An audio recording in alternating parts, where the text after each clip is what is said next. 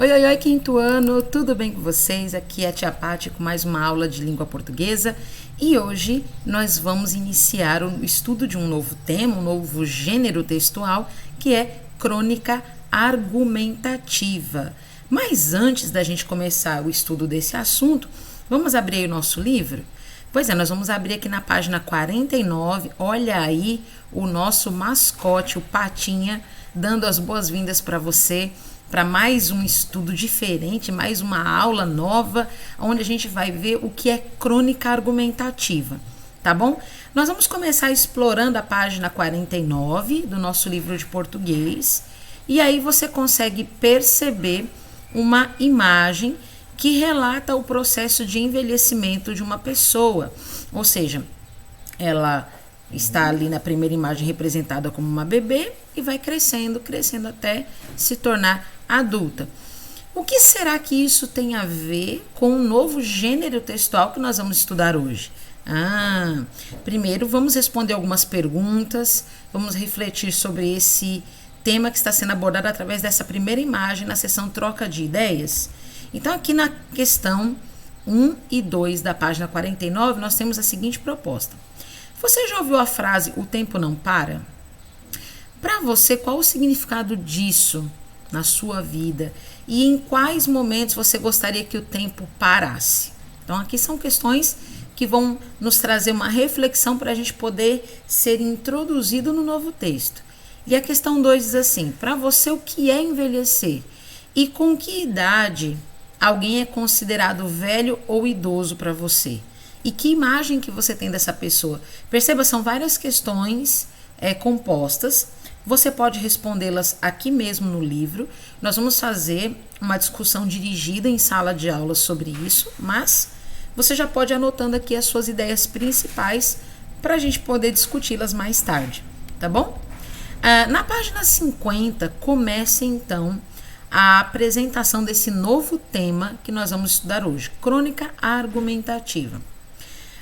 Alguns escritores gostam de expressar sua opinião e a sua forma de ver o mundo em crônicas, as quais, em geral, são publicadas em jornais, em revistas ou em sites. Mas você já se perguntou o que é uma crônica? Pois a gente vai ver ela hoje, tá? Os fatos do dia a dia, ou seja, as coisas que acontecem no nosso cotidiano, elas são matéria-prima da crônica, certo?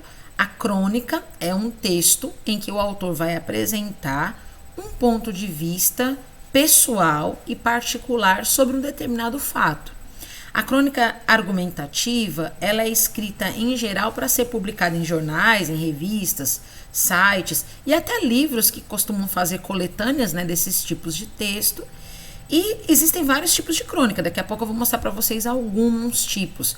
Mas, geralmente, a crônica ela vai ser estruturada em uma narrativa curta, ou seja, o texto geralmente ele é curto, ele vai trazer mensagens reflexivas, onde você vai poder analisar as questões sociais, que geralmente podem ser até polêmicas, e que vão dizer a respeito de toda uma população. A gente tem como grandes escritores brasileiros do gênero crônica argumentativa Lia Luft, Carlos Drummond de Andrade, Rubem Braga, Lígia Fagundes Telles, Clarice Lispector, que são os mais conhecidos, e hoje nós vamos ler uma crônica argumentativa de Lia Luft. Daqui a pouquinho a gente vai fazer essa leitura. Mas antes, só recapitulando, a palavra crônica, ela vem da palavra grega cronos, que significa tempo. Então, a crônica ela vai ser um texto que vai falar sobre o que está acontecendo hoje no meu dia a dia, no tempo que se chama agora. Por isso que ela chama-se crônica. E ela vai ser argumentativa porque a pessoa que escreve vai apresentar argumentos em defesa do que ela está escrevendo. Então, a crônica é um texto curto, de linguagem simples, clara, um texto leve, descontraído, por vezes engraçado, que vai registrar fatos do cotidiano e que usa a oralidade na escrita, ou seja, a linguagem coloquial. O que vem a ser a linguagem coloquial? A linguagem coloquial é a linguagem que a gente usa no dia a dia, né? E aí, beleza, como é que você tá? Então ela usa esse tipo de linguagem, né? Coisas que na linguagem formal a gente não utiliza. Na linguagem formal nós não podemos utilizar, por exemplo, as expressões aí, tá. A gente não pode colocar isso numa linguagem formal, mas na coloquial não tem problema. Então, a crônica ela surgiu como um relato informativo no século XIX, quando ela começou a ser publicada nos jornais, e ela tem essas características jornalísticas e literárias mesmo. E algumas das características principais da crônica, principalmente na argumentativa, é que ela vai trazer justamente esse fato. Ela vai argumentar, ela vai trazer opiniões que vão levar o leitor a ser persuadido, ou seja, convencido de que aquilo que está sendo falado na crônica é realidade. Ela usa linguagem simples, direta, a linguagem do dia a dia, que a gente chama de linguagem coloquial. Os textos geralmente são curtos, geralmente são tratados assuntos do cotidiano e por vezes polêmicos, e leva à reflexão do leitor. O leitor vai refletir sobre o que está sendo colocado ali. E tudo que é tratado na crítica argumentativa, na crônica argumentativa, ela vai trazer humor e vai trazer um tom de ironia, tá bom? Então a gente vai começar a fazer agora a leitura da crônica argumentativa, que está nas páginas 50 do seu livro. E na página 50 nós temos uma crônica escrita por Lia Luft, que é uma das principais cronistas aqui do Brasil, e ela tem o título Deixem a gente ter o privilégio de envelhecer em paz. Perceba, já no título da nossa crônica, nós já temos a expressão agente. Agente, separado, significa a mesma coisa que nós, tá bom? Então, deixem a gente ter o privilégio de envelhecer em paz. A gente é uma linguagem coloquial, uma linguagem do dia a dia. Tá? Na linguagem formal, nós não utilizamos a gente, nós utilizamos nós. Mas tem outros fatores que eu vou apontando para você ao longo da leitura, ok? Então, vamos lá. No mês de setembro, ocorre a maioria dos aniversários da minha família. Eu mesma, netas, filho, irmão, além dos que já se foram, como mãe e avó materna, sem contar os amigos. Suponho que tenhamos sido inventados nos cálidos meses de verão. Tenho, em relação ao correr do tempo, não amargura ou medo real, mas curiosidade. Desde quando menina mimada, bati o pé porque queria alguma coisa agora. Algum adulto presente achou graça e resolveu liquidar a minha manha. Deixa de ser boba, o agora nem existe. Iniciou-se um diálogo surreal. A menina curiosa e teimosa insistia em saber que história era aquela. Explicaram que o tempo passa constantemente, de modo que quando pronunciamos a última letra da palavra agora, esse agora já é passado. Obstinada, várias vezes tentei pensar a palavra agora empilhando as letras numa coisa só, mas desisti. Então, a cada momento tudo passava, mudava e já era outro. E já era outra? Comecei a me angustiar e me angustiava com coisas que pouco tinha a ver com crianças, que segundo adultos de então deviam brincar, comer, dormir e se portar bem. Sempre tive vontade de ser adulta. Achava a vida e os adultos dos grandes muito mais interessante do que os infantis. Detestava ser comandada, numa época de educação bastante severa, porque ir para a cama às 7h30? Por que só comer comidinha inocente como purê de batata e carne de frango? Por que não falar muito à mesa? Por que ter de aprender prendas domésticas como toda boa menina? Eu não queria ser uma boa menina, eu queria ser a Emília do Monteiro Lobato.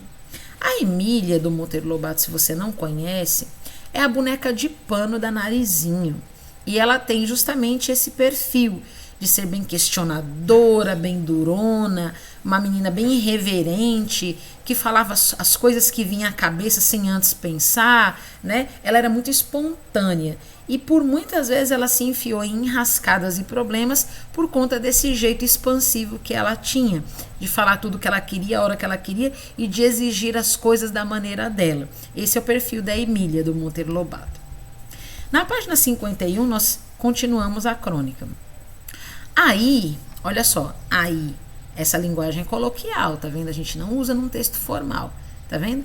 Aí fui vendo que a passagem do tempo não apenas significava transformação em novidades, parte boa para quem facilmente se entediava, mas também perdas e para muitos o terror da perda da juventude.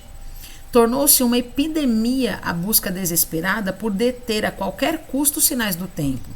Parecer 30 aos 60, ter lábios sensuais aos 70, vale a pena? A velhice, desde que não com o detestável nome de melhor idade, é uma fase natural da vida, um dom a ser curtido. Dor e doença não escolhem idade. Nem sempre a juventude é linda. No avançar do tempo, importa preservar certa elegância quando dá e cultivar o bom humor quando possível. Tônia Carreiro, ao fazer 80, ou seja, fazer 80 anos, respondeu a uma jovem jornalista que lhe perguntava como encarava a velhice. Velhice? Eu acho ótimo. Porque a alternativa é morrer jovem. A minha amada comadre Mafalda Veríssimo, que sempre me faz falta, contou, fingindo-se indignada, que alguém ao telefone, sabendo que era ela, exclamou: Dona Mafalda, a senhora ainda tão lúcida. Lúcida, né? Que se assume o que nos incomoda, mas dentro de alguma normalidade. Deixem a gente ter o privilégio de envelhecer em paz, que a gente vai tentar não ficar ainda por cima rabugenta. E quem sabe o rio do tempo desemboca em algum mistério mais interessante do que nossas trapalhadas de agora. Então, aqui está a crônica de Lia Luft, com o título Deixem a gente ter o privilégio de envelhecer em paz, disponível no site, né, que está aqui abaixo, 50emais.com.br.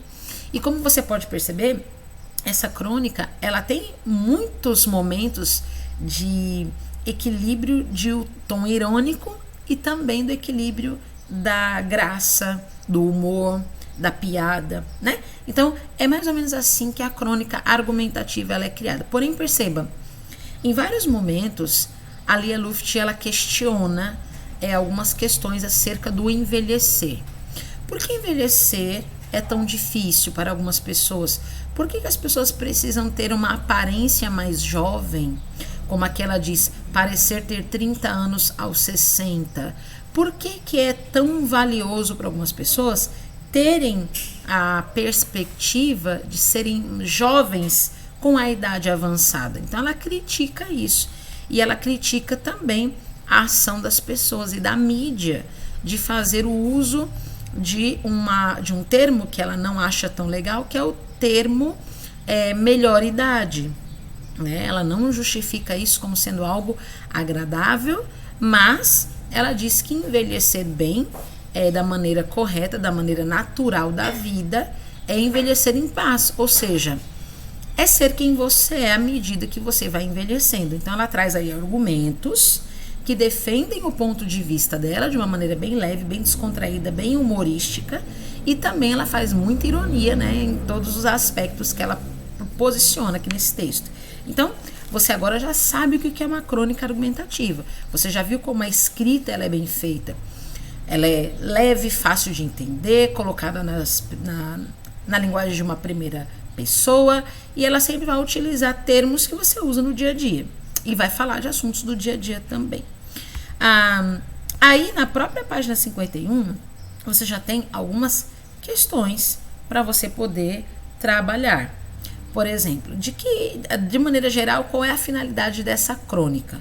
Você tem 3 opções, você pode marcar um X na resposta que você acha correta. Vou dar um tempo para você ler as respostas. Você acha que a finalidade dessa crônica é ensinar as pessoas a envelhecerem de forma saudável? Você acha que o objetivo dessa crônica é expor um ponto de vista sobre a necessidade de respeitar como as pessoas se comportam a respeito do próprio envelhecimento? Ou você acha que a finalidade da crônica é narrar o primeiro contato de uma pessoa com a ideia de envelhecimento? A, B ou C? Qual seria a sua resposta? Tempo para você. E aí? Qual que é A, B ou C? Você respondeu que é a letra B. Muito bem, então você acertou.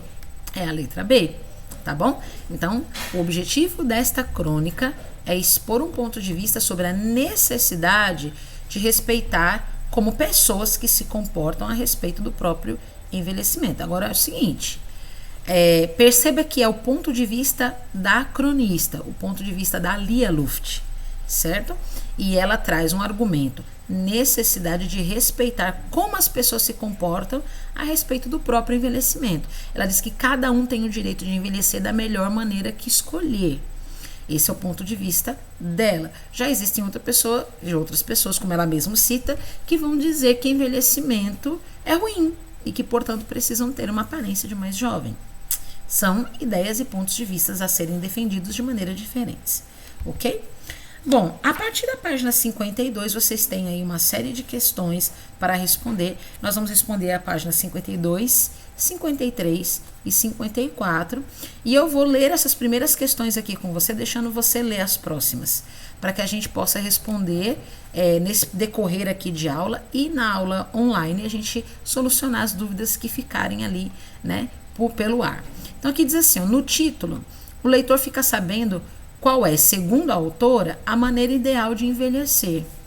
Então, deixe a gente ter o privilégio de envelhecer em paz, é uma frase que ela destaca na crônica.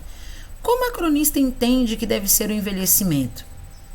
E a quem a cronista se refere ao usar a gente? Tá vendo? Ó, a gente aqui está separada, ela está falando de nós. Nós quem? Quem é esse nós que a cronista está se referindo? Então, vocês leiam essas questões da página 52, 53 e 54, responda. Daqui a pouquinho na sala de aula virtual a gente entra para solucionar todas as suas dúvidas, tá bom? Então, um beijo para você, bons estudos e até daqui a pouquinho. Tchau, tchau.